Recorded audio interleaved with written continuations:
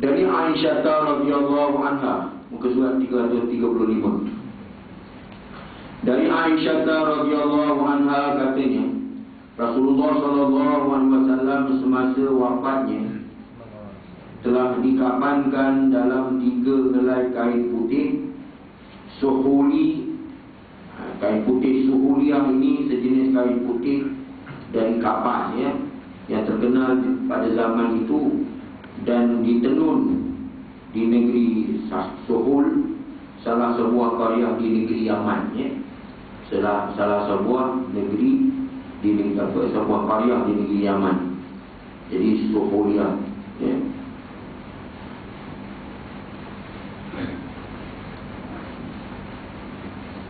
Rasulullah SAW semasa wafatnya telah dikafankan dalam 3 helai kain putih suhuli dari kapas, tidak mengandungi baju gamis dan tidak juga serban ya.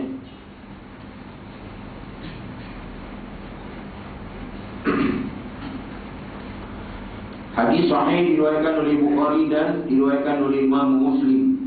Jadi semasa hayat Rasulullah SAW ya, beliau telah menerangkan bahawa sebaik-baik pakaian ialah yang berwarna putih ya.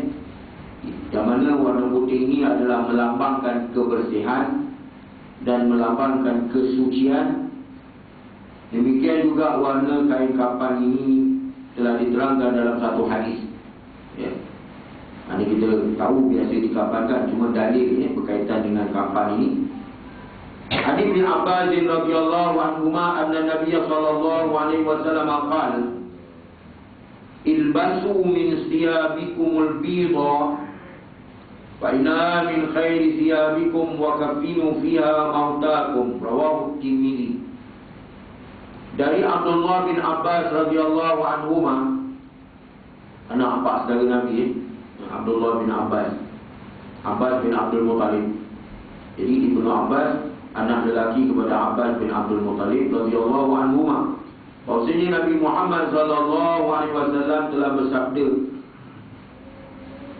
pakailah yang putih dari pakaian kamu, kerana pakaian yang putih itu adalah sebaik-baik pakaian kamu, dan kapankanlah orang-orang mati dari kalangan kamu, kapankanlah orang mati dari kalangan kamu pada kain putih juga ya. Ini merujuk pada kitab Bulughul Maram dan Ibanatul Ahkam ya. Mana rujukannya? Menurut hukum syarah, hadis ini diriwayatkan oleh Imam Tirmidzi yang sahih ya. Menurut hukum syarak, mayat itu hendaklah dikafankan dengan cara yang sebaik-baiknya. Ini adalah diterangkan dalam hadis yang seterusnya. An Jabirin radhiyallahu anhu qala Rasulullah sallallahu alaihi wasallam, idza kaffana ahadukum akhahu falyuhassin kafanahu, rawahu Muslim. Hadis sahih diriwayatkan oleh Imam Muslim dari Jabir bin Abdullah radhiyallahu anhu katanya, Rasulullah sallallahu alaihi wasallam telah bersabda, apabila seseorang dari kamu mengkafankan mayat saudaranya yang sesama Islam, maka hendaklah ia mengkafankannya dengan cara yang sempurna, iaitu dengan cara yang baik, cara yang elok ya. Jadi menurut uraian ulama rahimahumullahu ta'ala, kafan yang wajib bagi mayat ialah sehelai kain yang dapat menutup auratnya dan membalut badannya dengan sehelai kain. Boleh digunakan sembarang kain yang biasa dipakai oleh si mati semasa hidupnya pun boleh ya.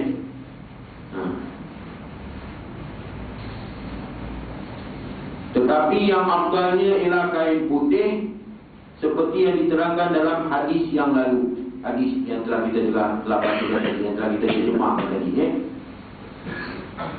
Mayat lelaki tidak harus dikafankan dalam kain sutera, kerana orang lelaki haram memakai sutera semasa hidup.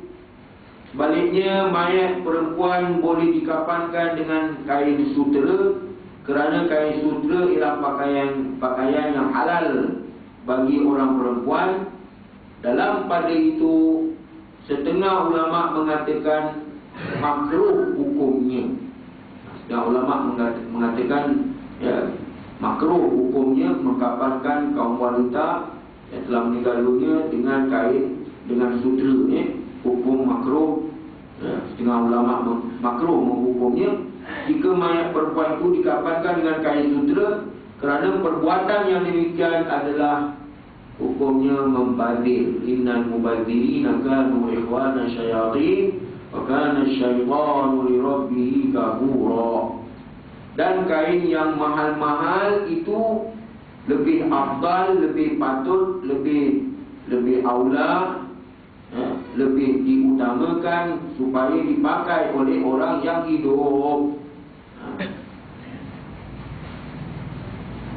Jika sukar mendapat sebarang kain kerana keadaan darurat, katakan, maka mayat boleh dikafankan dengan sebarang benda yang boleh membalut badannya, seperti tikar, seperti daun-daun pokok tanaman, daun-daun pokok tanaman dan sebagainya.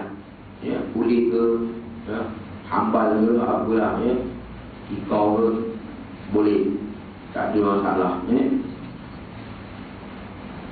Tapi kalau dikenangkan seorang sahabat Nabi yang mati di dalam peperangan tersebut sebagai ketua terus angkatan tentera perang pada masa itu, bernama Mus'ab bin Umair, di saat-saat dia sedang memegang bendera perjuangan di jalan Allah, di sebelah kanan, tangan kanannya putus, maka dipegang oleh tangan kirinya, tangan kirinya juga putus, dikapuknya batang bendera itu pada badannya, dan akhirnya dia pun mati syahid. Inilah yang Allah Ta'ala maksudkan dalam firman, rijalun shadaku ma'ahadullah alaih, beberapa lelaki yang benar janji mereka. Ahadullah, rijalun shadaku, beberapa lelaki yang telah benarlah janji-janji mereka itu. Shadaku ma'ahadullah alaih, yang benarlah janji-janji mereka itu terhadap Allah. Ini termasuklah Mus'ab bin Umair. Di saat nak dikafankan, kain kafan tak cukup. Mus'ab bin Umair itu seorang Itali, seorang Rom, sahabat Nabi, masuk Islam. Maka nak dikafankan dalam keadaan yang mana bila ditutup bahagian kepala, betis terbuka. Bila tutup betis, kepala terbuka. Akhirnya tutup bahagian kepala, betis terbuka, lalu dibalut dengan rumput rampai dan dikebumikan. Itu sejarah Mus'ab bin Umair. Pakaiannya terus bertampung sehingga akhir hayatnya. Miskin di Madinatul Munawwarah, sedangkan ahli keluarganya terdiri daripada orang yang kaya-kaya. Mak bapaknya memang kaya. Dan Rasulullah sangat suka apabila melihat Mus'ab bin Umair berpakaian pada masa itu, pakaian orang Rom. Rasulullah suka tengok, cantik, tegak, lawa.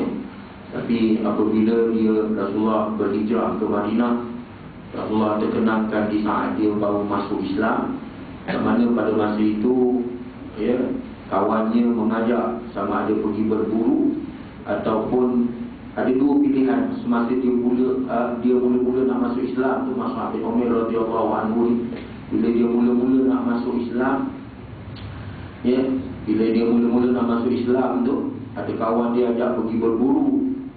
Terbuka hatinya, tak nak pergi berburu, tetapi pergi ke Baitullahil Haram, terus mengucapkan syahadat dan masuk Islam. Itu kisah dia.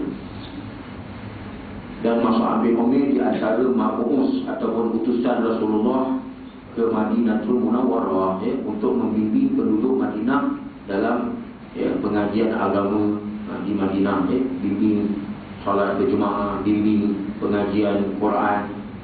Mus'ab bin Umair ni. Tapi bila Rasulullah berhijrah ke Madinah, Rasulullah tengok Mus'ab bin Umair bajunya bertampung-tampung, Rasulullah terus menangis melihatnya. Dan terus apabila habis salat, maka Rasulullah terus bersabda, akan tiba satu zaman yang mana akan tiba satu zaman yang mana kamu makanan silih berganti, pagi lain, tengah hari lain, petang lain, baju yang dipakai silih berganti, baju yang kita pakai adalah silih berganti. Kemudian tirai silih berganti. Tirai biasanya hari raya tukar, pagi kala tukar. Maka Rasulullah terus bertanya kepada para sahabat, ya sahabat-sahabat, kalau ditakdirkan kamu berada pada masa itu, adakah apakah kamu akan lakukan? Maka kata para sahabat, sudah tentu kami tinggal nak beribadat sahaja. Tinggal nak beribadat sahaja. Lalu Rasulullah menjawab, kehidupan kamu pada hari ini adalah lebih baik daripada masa itu. Itu satu riwayat. Ada satu ketika Rasulullah sedang sembahyang solat, maka tiba-tiba di antara sahabat yang solat itu ada yang jatuh pingsan kerana kebuluran dan dalam keadaan kelaparan. Tengah solat ni subuh, tiba-tiba jatuh pingsan. Seorang dua orang berdebu jatuh pingsan, tak makan, lapar. Terus Rasulullah bagi salam.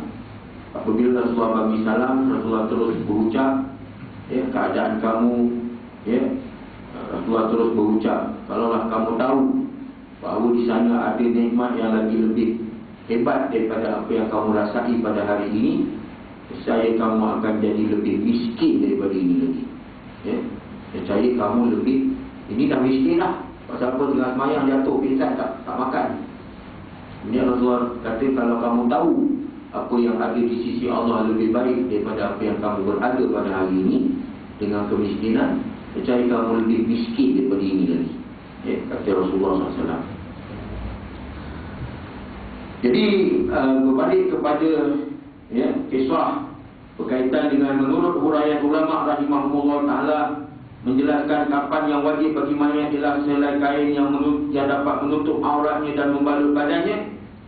Boleh digunakan sebarang kain yang biasa dipakai oleh si mati semasa hidupnya, tetapi yang afdalnya ialah kain putih seperti yang diterangkan dalam hadis yang lalu. Kain kapan sungguh pun yang wajibnya ialah selapis, tetapi mayat lelaki sunat dikafankan dalam 3 lapis, 3 potongan kain seperti yang diterangkan dalam hadis yang lalu. Tiap-tiap satunya dapat menutup seluruh badannya dari hujung rambut hingga ke hujung kakinya. Itu sunat 3 lapis. Mayat lelaki juga harus dikafankan dalam 5 lapis, iaitu 3 lapis yang tersebut tadi dan ditambah dengan baju dan segeban. Boleh tambahkan baju dengan segeban. Kerana apa? Kerana Abdullah bin Umar radhiyallahu anhuma, Abdullah bin Umar anak Sayyidina Umar bin Khattab radhiyallahu anhuma, telah mengkafankan mayat-mayat ahli keluarganya dengan 5 lapis termasuk baju dan serban. Ini amalan para sahabat lah.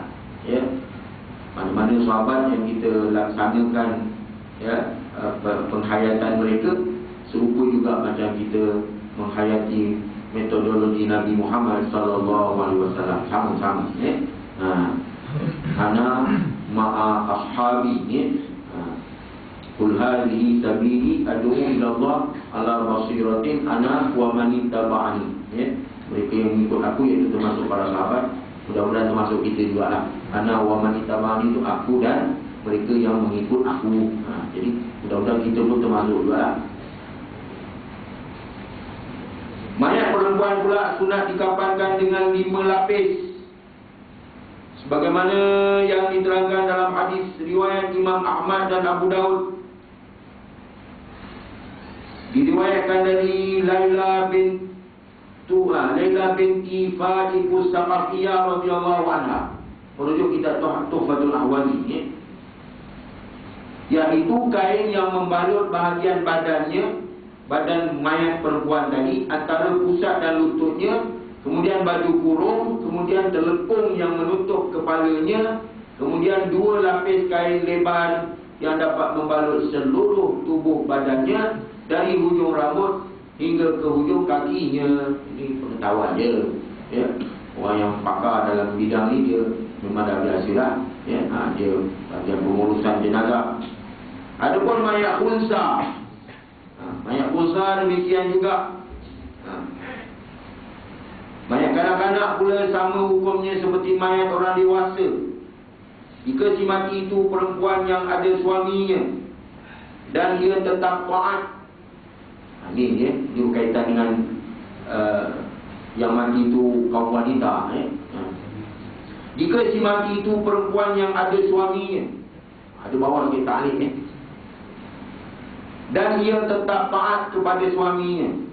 Ini hubungan suami isteri lah, masih hidup.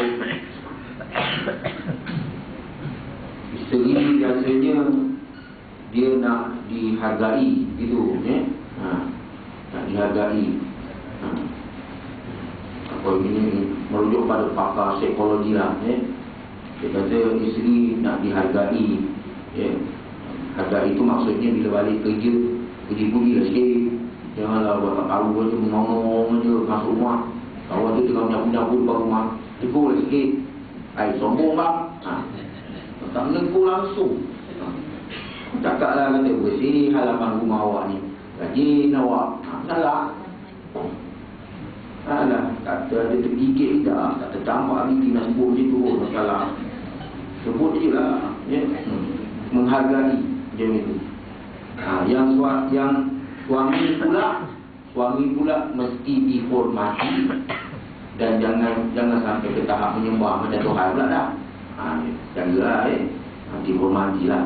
Cara dia bercakap, cara apa kita layani macam tu. Jadi jika si mati itu perempuan yang ada suaminya dan ia tetap taat kepada suaminya, tidak menderhaka, iaitu nusyuz kepada suaminya, maknanya dia tak ada menderhakai suaminya,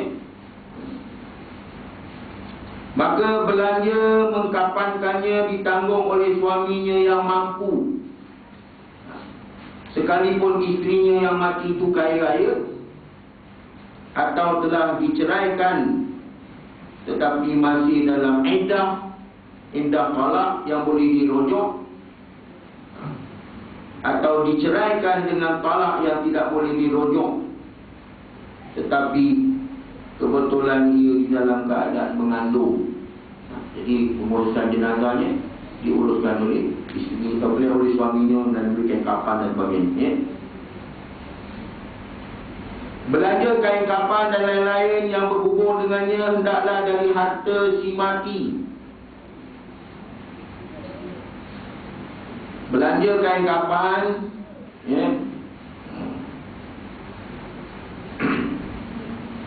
belanja kain kafan dan lain-lain yang berhubung dengannya hendaklah dari harta si mati. Kalau ia tidak meninggalkan harta, hendaklah ditanggung oleh waris walaknya. Kalau ia tidak ada waris, hendaklah ditanggung oleh Baitul Mal. Kalau Baitul Mal tidak ada juga, atau ada Baitul Mal tetapi sukar mendapat perbelanjaan itu kerana ada pula halangannya. Sampai dalam kitab ada sebut semua ni. Maka belanja mengkafankannya ditanggung oleh orang yang mampu di kampung itu. Begitu memang ada lah agaknya. Tak tahulah, wallahualam. Sampai dalam kitab pun sebut. Sebab itu jangan dipayah-payahkan, dimudahkan aja. Yassir wala tu'assir. Permudahkan, jangan dipayahkan. Benar, jangan dipayah-payahkan, mudahkan. Kerana di dalam satu hadis Riyadhus Shalihin Imam Nawawi ada sebut, katalah setelah singgah masjid, dua madrasah, orang mengulu banyak kan. Jadi benda hari ini pun tiba-tiba datanglah satu orang muda nak minta pinjam duit mas kahwin ke, ataupun mahal juga lah, $300 mas kahwin ni.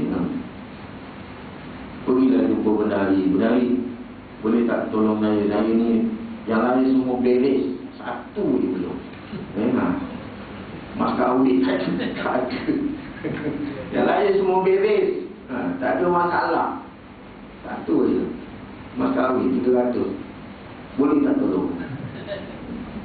Jadi pada hari ni pun taktiklah elok-elok dalam buku ledger taktiklah betul-betul tarikh sekian, hari sekian. Kemudian kalau ada saksi pula, salahnya saksi yang juru kira ada 2-3 orang menandatangani lulukan betul. Besok kalau dalam mesyuarat timbul, cakap lah kata ada bukti kan, ada resip apa bukti kan, ini dah bagi tu tuan-tuan nak dakwa, saya jalankan tugas je, kata berdari kan. Dia punya pahala dia serupa dengan pahala orang yang mensedekahkan duit itu ke masjid, surau dan madrasah. Pahala berdari pasal dia buat cara betul. Orang nak tahu dah pasal apa benda tu jangan-jangan berlaku tu lah. Bukan semua satu kampung semua buat dia tu. Jangan-jangan sekali seorang dua kan, kadang-kadang terdesak sangat.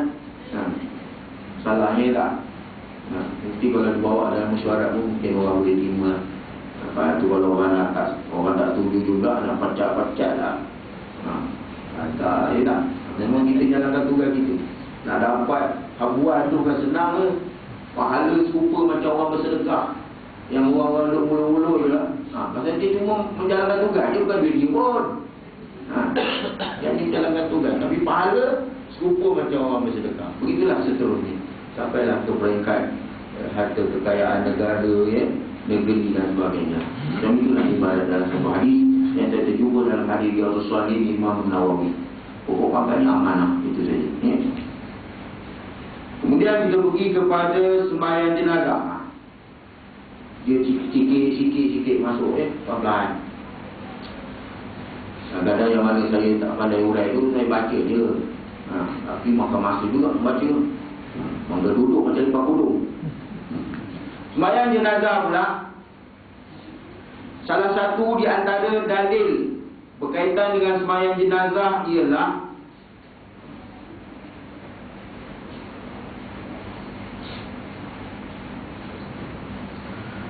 salah satu di antara dalil-dalil solat jenazah ialah dalam hadis. Rupanya sembahyang jenazah pun ada dalil, Orang kata apa ni sembahyang jenazah, mana ada dalil ni? Pandai pula dia jawab. Bang, sembahyang jenazah bang, ayang kau mana ada dalil? Oh, malulah zaman sekarang ni. An Abi Hurairah radhiyallahu anhu anna Nabiy sallallahu alaihi wasallam qala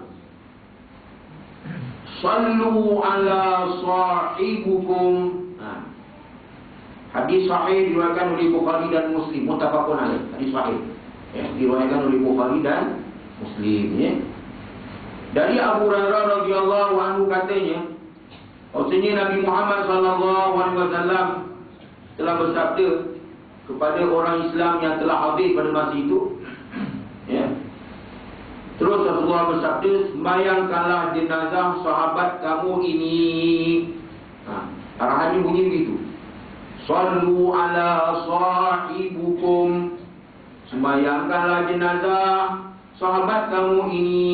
Hadis sahih diriwayatkan oleh Bukhari dan Muslim. Hadis sahih, yang dimana sahih itu betul lah, yang betul yang diriwayatkan oleh Bukhari dan Muslim. Ada arahan. So kalau ada orang pakai ajak-ajak sembahyang jenazah tu, yang mana dulu pokok cermai bawah pokok jambu, oi bang, sembahyang jenazah, pergilah kau kubur masing-masing jagalah. Pula dah. Ikutlah sembahyang sama-sama, sembahyanglah. Kadang-kadang dijemput, kadang-kadang hajat tuan rumah kan. Man qada hajata akhihi qadallahu hajatahu yaumil qiyamah. Siapa yang menunaikan hajat saudaranya, maka Allah Ta'ala tunaikan hajat ni dari akhirat esok. Pasal apa? Tuan rumah, tuan-tuan, ini ahli keluarga berhajat supaya tuan-tuan semua yang ada bawa pupuk, cerat, cermai bawa pupuk, ciku ke apa ke, datanglah sembahyangkan jenazah ni. Jadi pada masa itu, pergilah semua. Jangan ada seorang pun tertinggal. Sembahyanglah ramai-ramai. Kalau 40 orang lah lagi, dah bagus lagi ramai kan. Kadang-kadang tuan rumah terkelan tengok. Bila dia jemput, tak juga, kau tak tahu. Buat bodoh, buat tak peduli, buat senyap je. Alasan tak ada wudu. Alasan macam-macam lah, jangan nak ambil wudu, tak ada, susah lah, apalah. Korban lah sikit ni. Kerana ini saudara kita lah, sesuatu penghormatan yang terakhir yang kita beri pada saudara kita ni. Jadi sembahyang jenazah sama ada sembahyang jenazah sama sahaja syarat-syaratnya seperti solat yang lain, tetapi berlainan sedikit. Rukun-rukunnya kerana dia tidak mengandungi rukuk dan sujud. Tak pasal-pasal pergi sujud siapa suruh? Takbir yang pertama tu sama-sama. Tiba takbir yang kedua pergi menolong sujud tu. Orang tanya, kenapa kau sujud? Aku sayang kat jenazah ni. Sayang apa yang kata pandai. Menurut uraian ulama rahimahumullah, rukun solat jenazah itu 7 perkara. Iaitu yang pertama niat. Itu pula yang lain pun niat juga. Innamal a'malu binniyat. Setiap apa pekerjaan niat. Macam kita belajar melalui menuntut ilmu, niat tu kerana nak mendapat keridhaan Allah yang paling tinggi sekali, untuk menghilangkan kejahilan kepada ilmu pengetahuan. Macam itu. Orang yang mengajar pun itu juga, niat kerana Allah. Macam itu. Niat lain habis lah, dapat wasaja wal penat wal tak ada apa wal kosong aja. Niat lain daripada Allah, ma khalallah batil. Selain daripada Allah habis. Wasaja wal penat wal tak ada apa. Dia kosong. Dia kena ingat niat kerana Allah tak pun. Kerana Allah dapat pahala. Menurut huraian ulama rahimahumullah taala, rukun solat jenazah itu 7 perkara. Pertama niat. Macam kita bersedekah, khairat, bagikan amal soleh, budi pekerti, akhlak yang mulia, semuanya kalau kita niatkan dengan kerana Allah, maka kita akan dapat pahala. Budi pekerti dan akhlak yang baik itu pun ganjaran pahalanya serupa macam bangun tengah malam, beribadat dan berpuasa di siang hari. Nampak? Kelebihan budi pekerti dan akhlak yang mulia. Termasuklah memaaf, ambil jalan memaaf, sudil afwa wa'amur, segalalah budi pekerti dan akhlak yang mulia. Ini hadis sahih diriwayatkan oleh Bukhari dan diriwayatkan oleh Imam Nawawi dalam hadis Riyadhus Shalihin Imam Nawawi. Begitu juga sembahyang jenazah, rukunnya yang kedua ialah berdiri betul. Yang ketiga bertakbir 4 kali takbir, termasuk takbiratul ihram. Yang keempat membaca suratul Fatihah. Ini semua kaum lelaki, kaum perempuan semua boleh buat. Tambah pula tak ada tirai macam ni, lagilah senang. Kaum perempuan kena standby lah. Pakai telefon memang siap-siap. As-salatul alal mayyit kan Bilal tu. Salatu alal mayyit rahimahullah taala. Rahimahullah. Baru nak pakai telekung. Mana dia kena pakai telekung awal-awal. Standby. Tambah-tambah wala keluarga untuk penghormatan. Boleh. Tak ada masalah. Macam di Madinah Haram lah, Mekah Madinah kan. Semua lelaki perempuan beribu-ribu sembahyang jenazah. Di Madinah Haram, Mekah Madinah. Tak ada masalah. Yang keempat membaca suratul Fatihah. Yang kelima berselawat. Yang keenam berdoa untuk si mati. Dan yang ketujuh memberi salam. Itu je rukun salatul janazah. Jadi uraiannya begini. Rukun pertama niat, yakni berniat di hati semasa bertakbir dengan takbiratul ihram yang pertama. Dengan takbir yang pertama iaitu takbiratul ihram. Dalil niat telah diterangkan dahulu. Kalau jenazah itu mayat lelaki, maka lafaz niatnya bagi orang yang menjadi makmum, usolli ala hadzal mayyiti 4 takbiratin fardhu kifayatin ma'muman lillahi ta'ala. Itu dia punya sebutan dia. Sahaja aku terjemahnya pula, sahaja aku sembahyang mayat lelaki ini 4 kali takbir, hukum fardu kifayah, mengikut imam kerana Allah Ta'ala.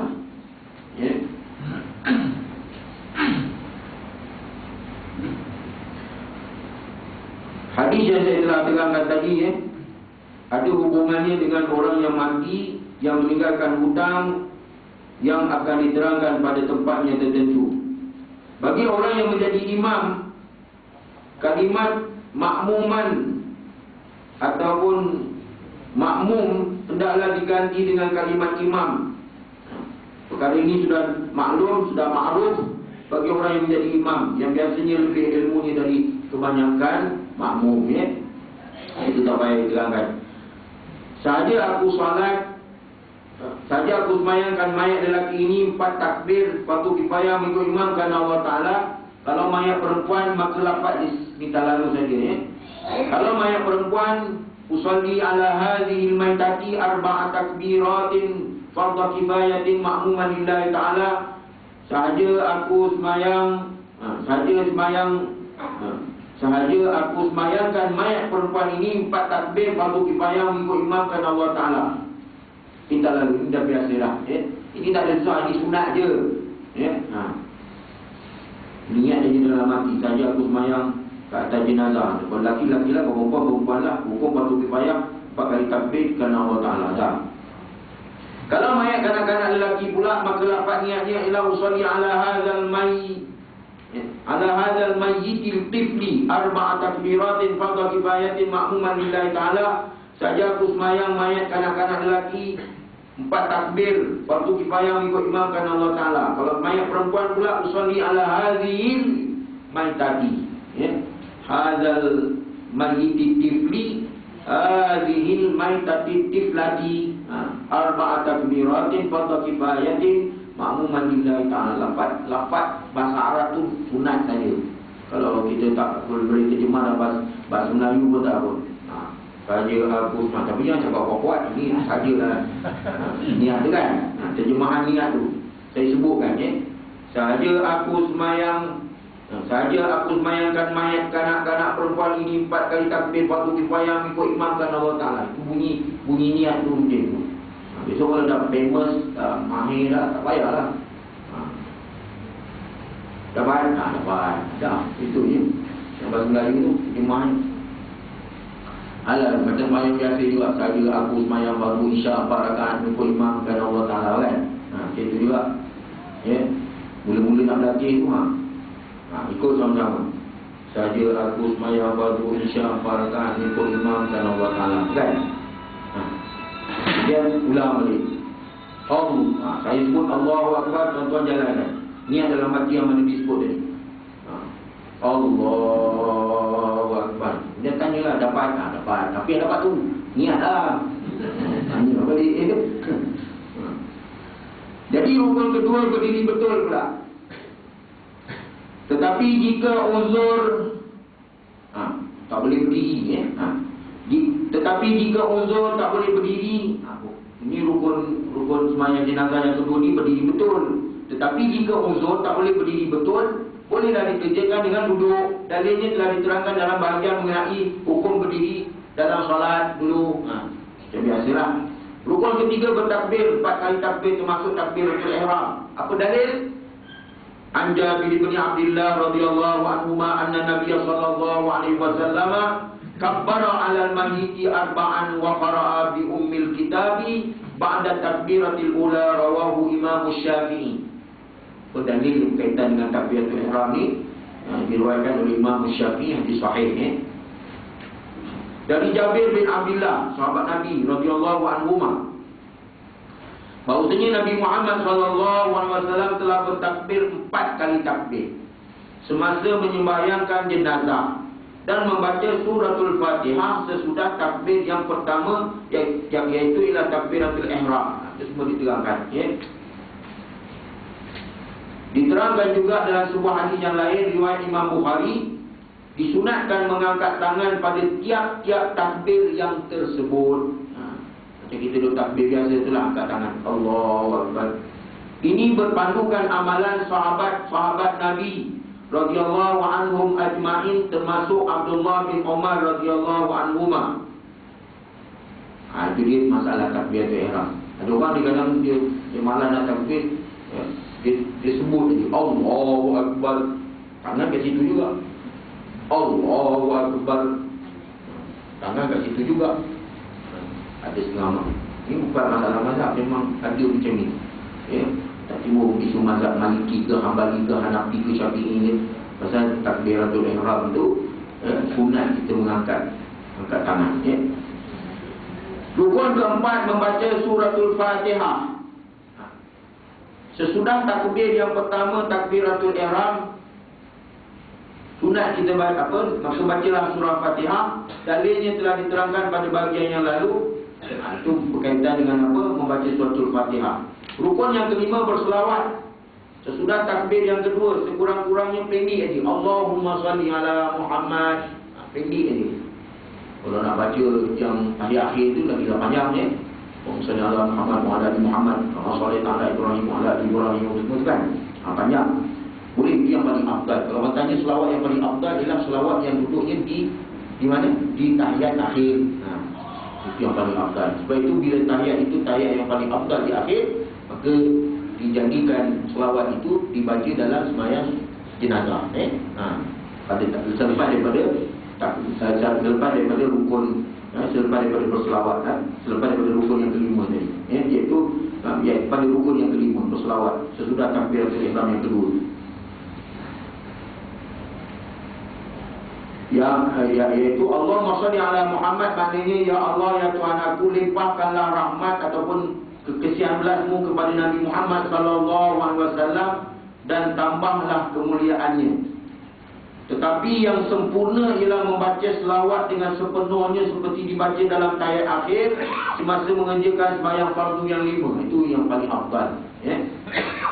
Apa dalil? Dalil diriwayatkan dari Abi Umamah bin Sahlim annahu akhbarahu rajulun min ashabin Nabi sallallahu alaihi wasallam anna sunnata fi salati 'ala al-janazati an yukabbira al-imamu summa yaqra'a bi fatihatil kitabi ba'da takbiratil ula yaqra' sirran fi nafsihi summa yusalli 'ala an-nabi sallallahu alaihi wasallam wa yukhlisu ad-du'a lil janazati fi takbirati la yaqra'u fi syai'in minhunna summa yusallimu sirran fi nafsihi, rawahu Imam Syafi'i.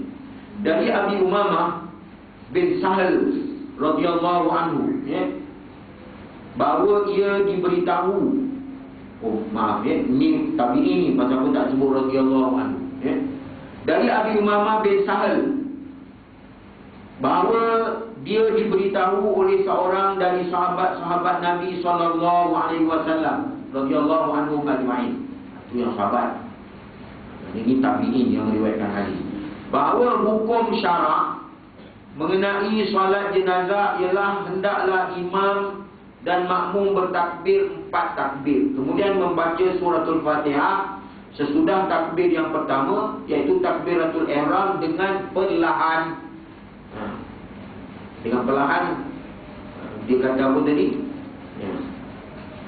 Dengan perlahan tu maknanya yaqra'u sirran fi nafsihi, baca dengan perlahan.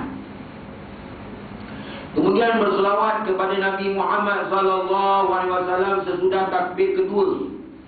Kan tegang tu jelas. Tak ada mengelirukan langsung dalam maklumat tentang sembahyang jenazah ni, Kemudian berselawat kepada Nabi Muhammad sallallahu alaihi wasallam sesudah takbir yang kedua, dan selepas itu berdoa dengan ikhlas. Syaratnya nak doa tu kena ikhlas. Sebab dalam perkataan daripada sabda Nabi SAW tadi, wa yukhlisu du'a lil janazati fi takbirat. Dan selepas itu berdoa dengan ikhlas bagi si mati sesudah takbir yang ketiga dan yang keempat. Jangan dia membaca selain dari doa sesudah takbir-takbir yang tersebut. Setelah itu hendaklah ia memberi salam dengan perlahan. Summa yusallimu sirran fi nafsihi. Tak boleh buat-buat, baca setakat telinga sendiri dia mau.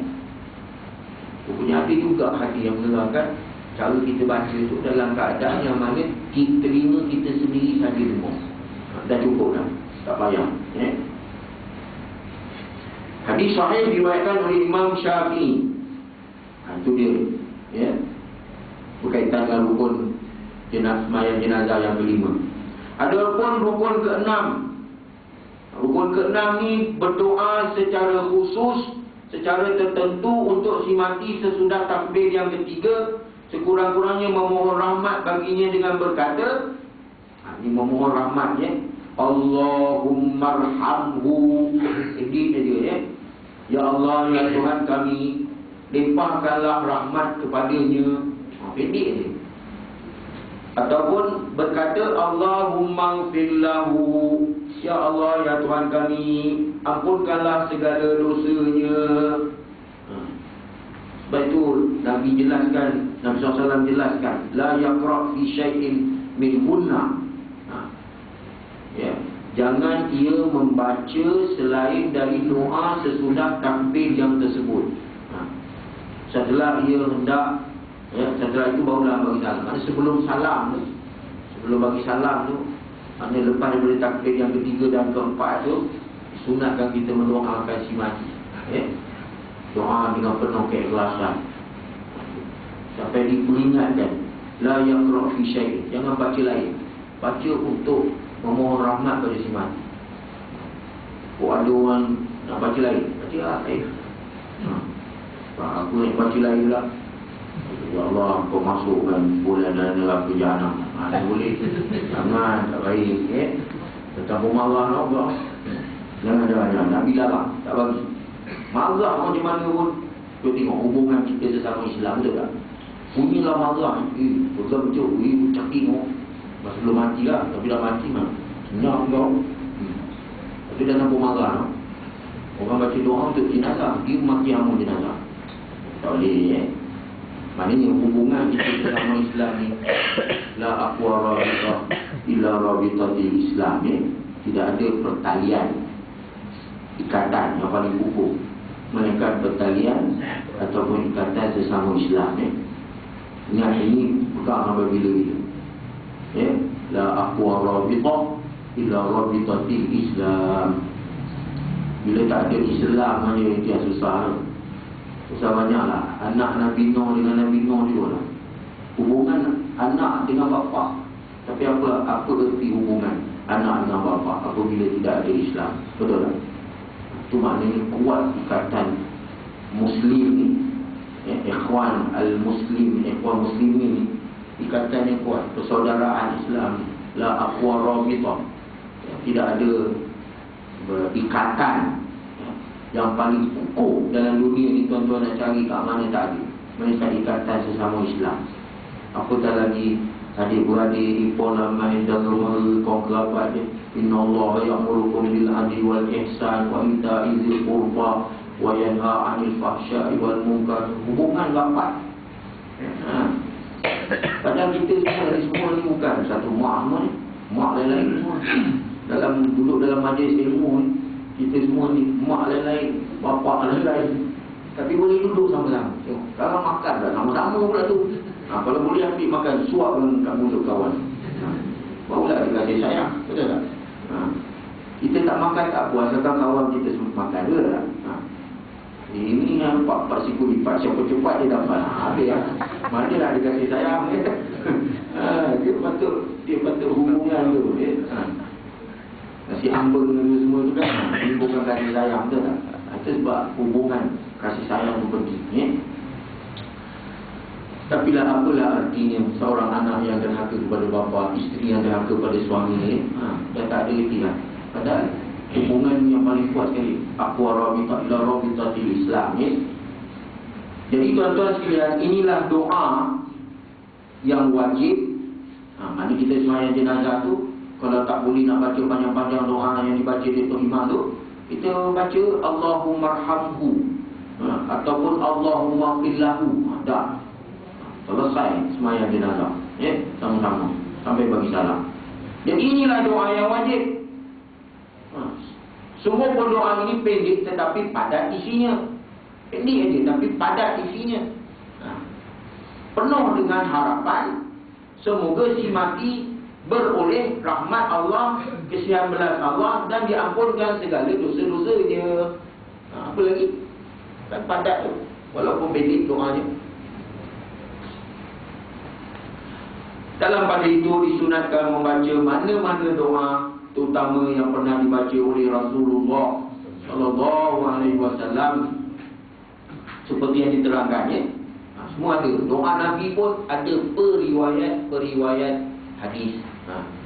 An Auf bin Malik, nama orang, nama sahabat Nabi radhiyallahu anhu, qala shalla Rasulullah sallallahu alaihi wasallam ala janazatin fahafiztu min du'aihi wa huwa yaqul. Dia kata di sini dari Auf bin Malik radhiyallahu anhu, katanya Rasulullah SAW telah menyembahyangkan salah satu jenazah.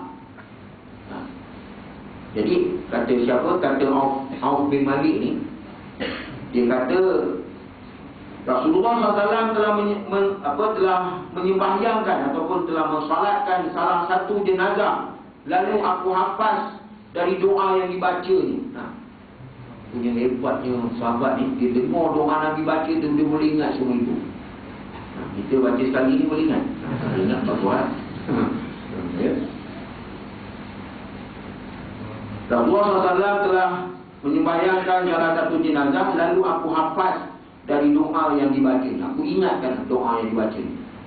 Doa Nabi itu bunyi begini: Allahumma fir lahu warhamhu wa'afihi wa'fu anhu wa akrim nuzulahu wa wasi' madkhalahu wa aghsilhu bil ma'i wal salji wal barad wa naqihi minal khataaya kama yunqas thawbul abyadu minad danas wa abdilhu daran khairan min dari wa ahlan khairan min ahli wa zawjan khairan min zawji wa adkhilhu al jannata wa a'idhu min adzabil qabri wa fitnatihi wa min adzabin nar, rawahu Muslim. Jadi tuan-tuan ya, doa yang kita baca dalam sembahyang jenazah itu yang panjang, Allahumma fir lahu warhamhu, adalah hadis yang diriwayatkan daripada Imam Muslim ya. Ini yang tak ada pada agama lain tuan-tuan. Doa yang dibaca oleh Nabi diriwayatkan oleh sahabat dari turun-temurun sampailah kita pada malam ini ya, diajar doa pun diajar. Dan ada penceritanya tentang doa Nabi ini yang tak ada pada agama lain. Sumber yang mahal, yang paling berkualiti, bahan yang berautoriti. Itu ada. Itu kata hadis, kena belajar hadis sampai khatam ya.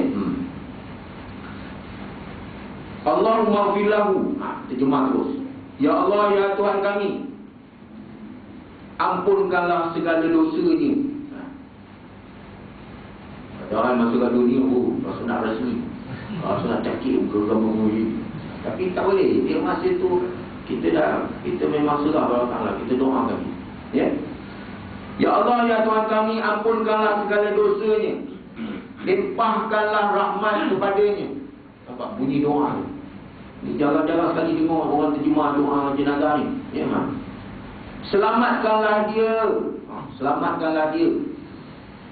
Yang kita belum tentu selamat lagi. Dia ni kita berdoa, mudah-mudahan Allah selamatkan dia.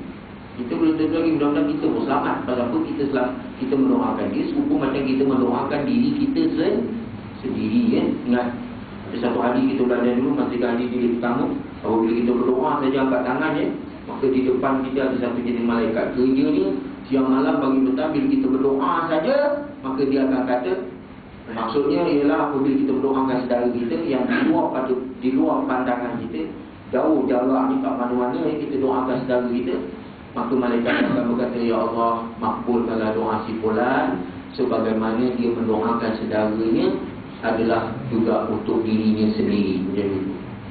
Itu dalam Islam kita kena faham, kita mendoakan saudara kita serupa macam kita mendoakan diri kita sendiri. Itu. Ini kawan dia minta doa, abang doakanlah saya, mak tak berubah, aku nak doakan kau. Doa aku pun tak makbul, aku pun. Dia cakap macam itu.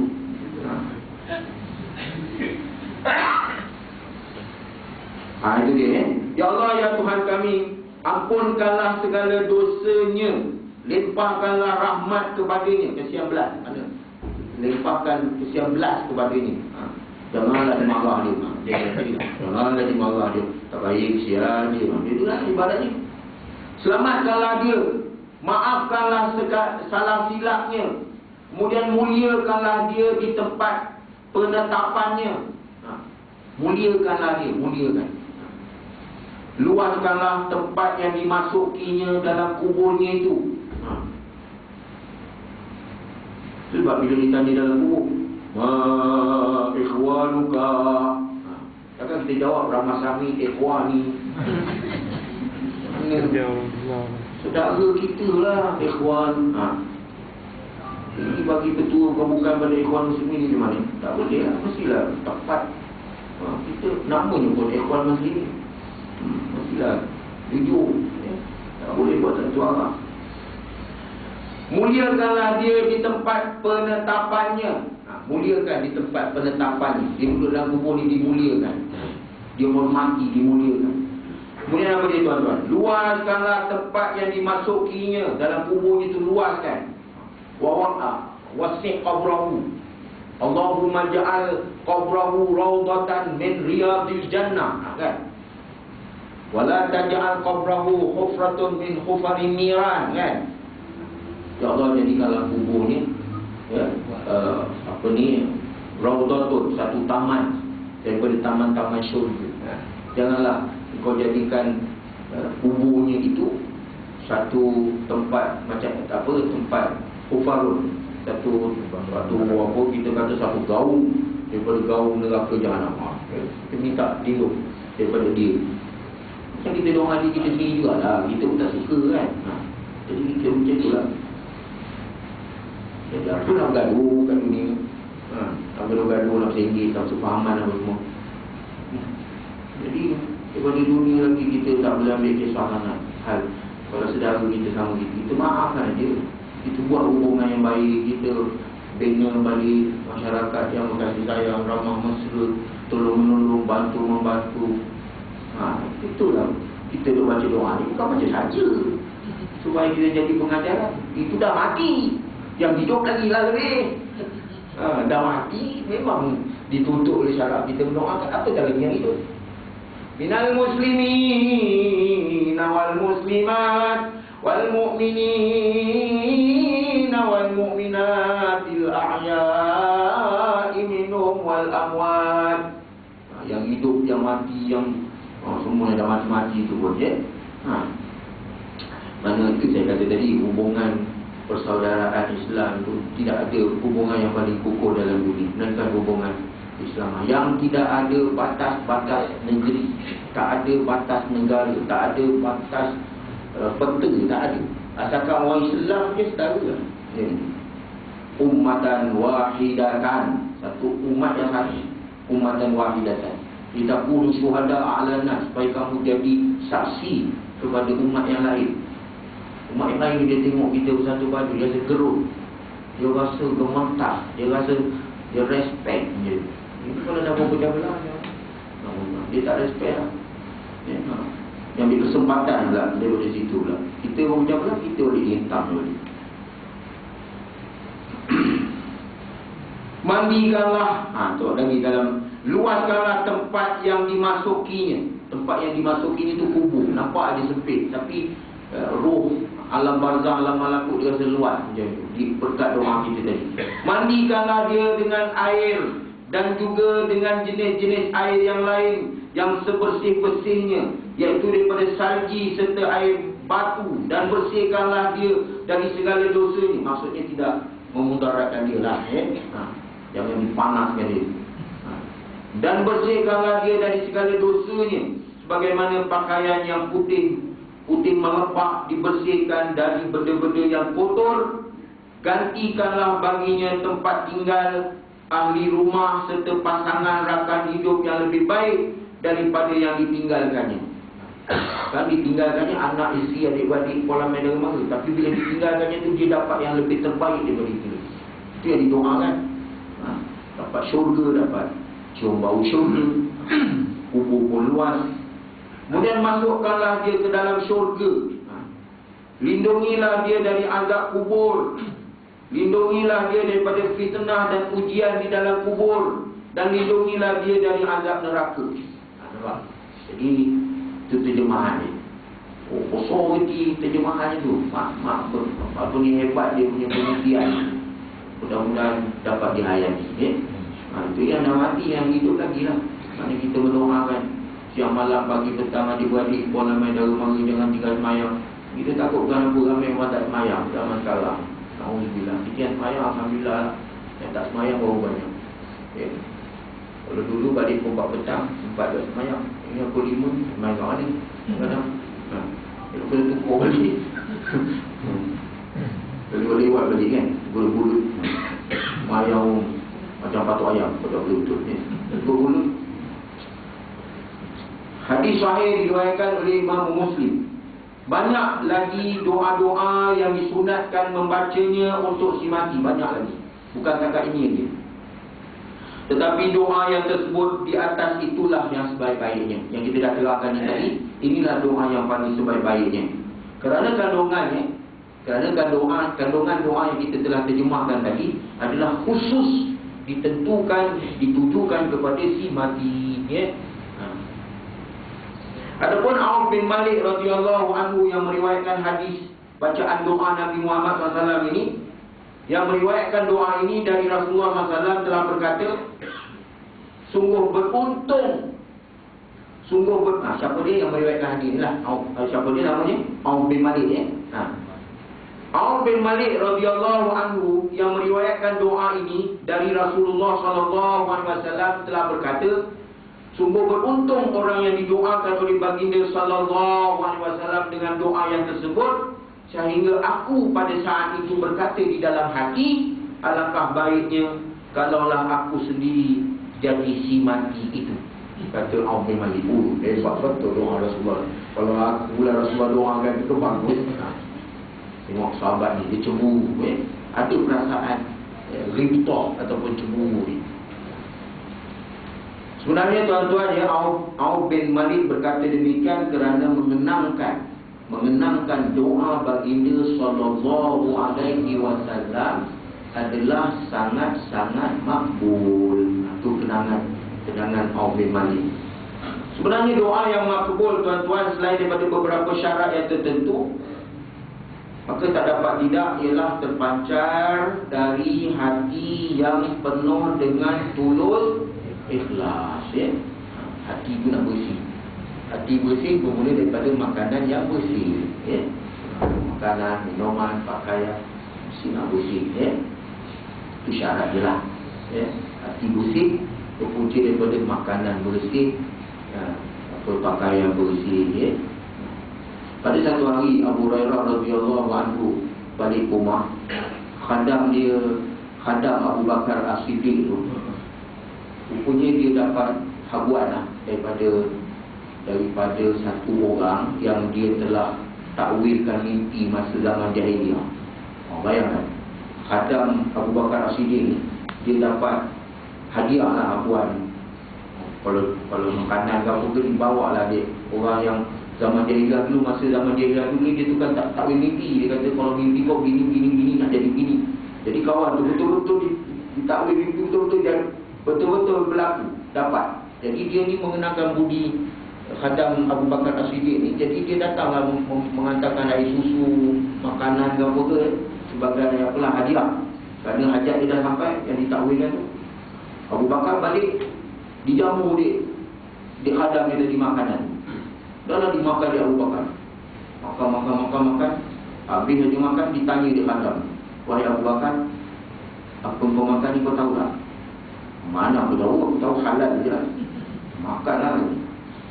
Sebenarnya makanan yang kau makan ni ialah hasil hadiah daripada orang yang aku telah takwil mimpinya zaman jahiliah dulu. Maknanya aku jadi penunjuk pada masa itu. Jadi aku ramalkan lah. Jadi sekarang dia bagi hadiah ke aku. Jadi zaman dia jadi penunjuk ni, zaman jahiliah ni. Apa lagi lah, Abu Bakar bodoh dan takak, habis keluar. Tak belilah habis keluar. Keluar habis. Tak boleh terima perut para sahabat. Itulah hasil daripada sebenarnya doa yang makbul. Selain daripada beberapa syarat tertentu, maka doa yang makbul itu ialah doa yang terpancar dari hati yang tulus ikhlas. Dari Abu Hurairah radhiyallahu anhu. An Abi Hurairah radhiyallahu anhu. InsyaAllah akan datang kita sambung lagi. Kita tambah dulu. Ia tempat jadi masih kita berhenti lah kan. Duduk lama-lama penat tu. Ataupun besok dah jamah-jamah habis nak jamah apa lagi. Masih modal. Tangguh dulu ya. Kita tangguh dulu sehingga kita berjumpa kembali balik. Mudah-mudahan Allah SWT berkatkan apa yang kita kongsi bersama pada malam ini dapat kita hayati dalam kehidupan kita. Mohon ampun dan maaf. Wabillahi taufiq wa hidayah. Assalamualaikum warahmatullahi wabarakatuh. Bismillahirrahmanirrahim. Alhamdulillahirabbil alamin wassalatu wassalamu ala asyrafil anbiya'i wal mursalin wa ala alihi wa sahbihi ajma'in. Allahumma anfa'na bima 'allamtana. Allahumma waffiqna lima tuhibbu wa tarda waj'alna min ibadika shalihin. Allahumma ghani ya hamid ya mubdi'u ya muhit ya rahim ya wadud ya fa'alu lima yurid. Aghnina bihalalika an haramik wa bi ta'atika an ma'siyatika wa fadlika amman siwa. Allahumma afina min kulli bala'i dunya wa 'adzabil akhirah. Warfa'na al-bala' wal waba' wal bala' wal riya' wal zina wal ahwa' wal fahsya' ma zahara min ma batan an baladina khassa an biladil muslimin amma bi rahmatika ya arhamar rahimin. Allahumma zuqna bi tilawatil Qur'an wa zuqna tilawatahu ana alali wa atrafan nahar. Subhanallah wa bihamdihi subhanakallahumma wa bihamdika nashhadu an la ilaha illa anta nastaghfiruka wa natubu ilaik. Bismillahirrahmanirrahim. Wal 'ashr innal insana lafi khusr illa alladhina amanu wa 'amilus solihat wa tawassaw bil haqqi wa tawassaw bis sabr. Wa sallallahu ala Muhammad wa ala alihi wa sahbihi wa sallam. Alhamdulillahil alamin. Wa sallallahu minkum.